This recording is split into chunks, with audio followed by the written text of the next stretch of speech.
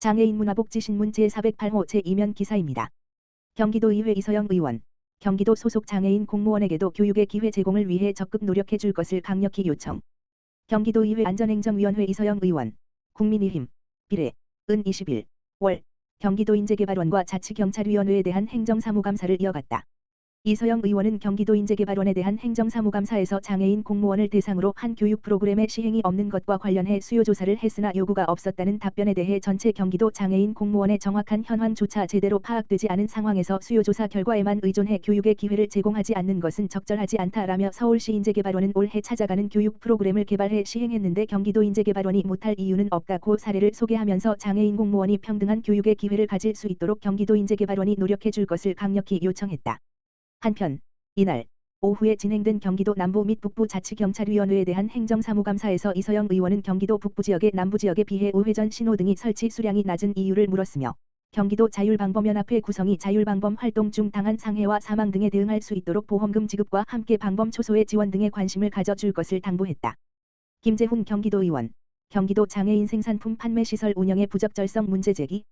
김재훈 경기도의원, 보건복지위원회 부위원장, 국민의힘, 안양사, 은 20일 경기도의회 보건복지위원회 회의실에서 열린 경기도 복지국을 대상으로 실시한 2023년도 행정사무감사에서 경기도 장애인 생산품 판매시설 운영 부적절성에 대한 문제를 제기했다.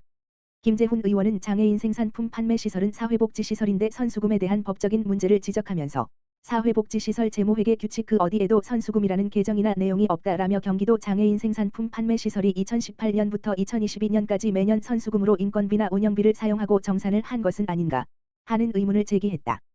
또한 경기도를 제외한 다른 광역 판매시설에서도 선수금을 보유하고 있는지 반드시 확인해 봐야 할 것이며 6년간 방만한 경영에 대한 엄중한 잣대로 재평가되어야 할 부분이다. 이어 김재훈 의원은 경기도 장애인 생산품 판매시설 운영에 관한 조례가 지난 7월 13일 가결되었음에도 경기도 장애인시설연합회 경기도 장애인 생산품 판매시설 관련 인사 관련 잡음이 끝없이 나오고 있다고 밝혔다. 이렇게 회계나 금전적인 의혹이 2018년부터 불거지고 있는데 어떻게 6년간 문제를 장애인복지과에서는 발견하지 못하고 김동연 도지사 상중의 국장 전결로 원장을 임명하였는지에 대한 질타도 이어졌다. 답변에 나선 김능식 복지국장은 장애인 생산품 판매시설에 대한 문제는 원점에서부터 그 문제를 조목조목 살펴서 향후 이런 문제가 발생하지 않도록 조치를 취하겠다고 했다. 마지막으로 김재훈 의원은 장애인 생산품 판매시설에서 부과하는 수수료와 선수금 문제를 조명하면서 시설의 설립 취지를 다시 한번 돌아보고 효과적이고 투명한 기관 운영을 해주길 바란다고 말했다. 심홍순 경기도의원, 특수학교 31.6%가 보차도 미분리 학생 통학 안전 위협 중. 경기도의회 교육행정위원회 심홍순 의원, 국민의힘, 고양 10일, 은 20일 경기도교육청 교육행정국, 기획조정실을 대상으로 실시된 2023년 행정사무감사에서 학교 주변 보차도 미분리 문제를 지적했다. 이날 심 의원은 학교 주변에 보차도가 분리되어 있지 않은 곳이 많아 학생들이 등하교할 때 매우 위험하다며 보차도 미분리로 인한 학생 통학 안전 문제를 우려했다. 경기도 교육청에서 제출한 자료에 따르면 2023년 7월 현재 경기도 내 전체 학교의 13.9%인 315개교가 학교 주변에 보차도 분리가 되어 있지 않으며 특히 특수학교는 31.6%인 12개교나 되었다. 이와 관련해 심 의원은 보차도가 분리되어 있지 않은 일산의 한 학교를 방문해 상황의 심각성을 직접 눈으로 확인했다. 학생들이 걸어 다닐 공간도 없고 근처에 군부대도 있어 굉장히 위험한 상황이다라고 하며 수차례 민원이 제기되고 있고 교내 교육청 부지를 이용하여 보도를 설치할 수 있음에도 불구하고 해결되지 않고 있다며 현 상황을 질타했다. 이에 대해 심 의원은 학교 주변에서 교통사고가 발생할 경우 그 피해는 고스란히 학생이 지게 된다며 교육청이 문제의 심각성을 인지하고 적극적인 자세로 문제 해결에 나서줄 것을 촉구했다. 이학수 경기도의원, 중도중복장애 학생들 선택권 확대 필요 강조.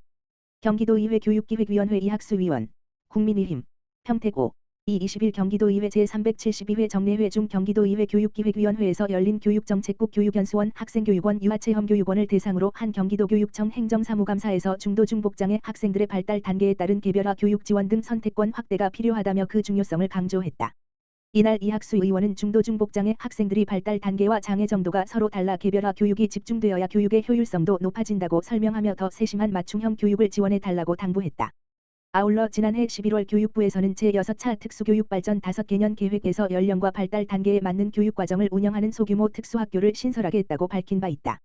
이에 따라 과밀학급 문제가 심각한 지역은 유치원처럼 다른 학교 안에 병설 특수학교 설치에 대한 허용 요구가 있지만 병설 특수학교를 허용하면 특수교육 대상자가 일반 학교에서 배제될 수 있다는 우려가 함께 공존하고 있다며 이에 따른 대책을 세워달라고 촉구했다. 또 장애 정도가 심한 학생들에게도 AI 기반 교육 환경 등 최근 변화하는 교육 환경의 여러 상황으로 일반 학생들과 차별 없이 교육에서 배제되거나 소외되어 혜택을 받지 못하는 경우가 없도록 사각지대까지 살펴주시기 바란다며 교육기회 보장을 위한 지원 요구와 교육과정 편성이 필요하다고 말했다. 이 밖에도 이 의원은 유아체험교육원 인력 부족 및 처우 개선 사항 내진 성능 보강에 따른 예산 편성 디지털 인성 함양 과정의 고른 혜택 당부 등 사업의 필요성과 중요성을 통해 사업의 구조 조정 노력이 필요하다는 의견을 제시했다.